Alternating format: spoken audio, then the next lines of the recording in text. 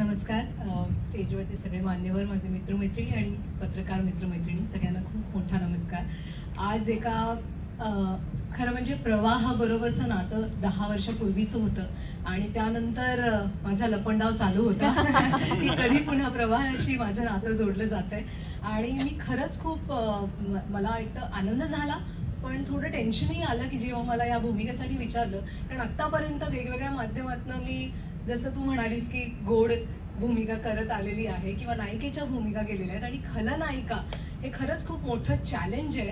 आणि जिथे रुपाली किंवा स्टार प्रवाहाच्या इतक्या सुंदर सुंदर खलनायिकांनी आपलं एक स्थान निर्माण केलेलं आहे, तिथे त्या जोडीला आपल्याला जायचंय आणि तिथे त्या पद्धतीने परफॉर्म करायचं, हे खरंच दडपण होतं.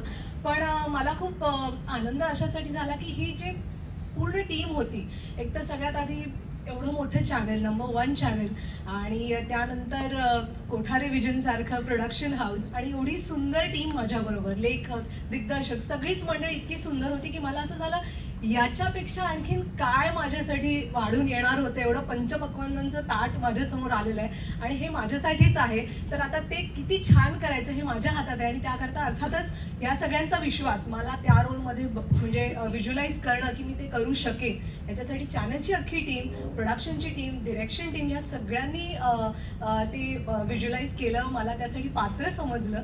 आणि मी खरंच आता उत्सुक आहे की जेव्हा टेलिकास्ट होईल, एपिसोड्स येतील, तेव्हा कशा प्रकारे मला प्रेम मिळेल किंवा ऍक्च्युली राग मिळेल माझ्या नशिबामध्ये. पण मी ते सगळं स्वीकारायला तयार आहे. आणि या नवीन भूमिकेमध्ये, नवीन रोलमध्ये आणि एका आयुष्याच्या वेगळ्या नवीन वळणावरती मी आज आलेली आहे, आणि त्याचा मी स्वीकार करते. आणि नक्कीच हे सगळं सुंदर होईल आणि हे लपंडाव आणि नशीबवान दोन्ही सुपरहिट ठरतील आणि सगळ्यांना रसिक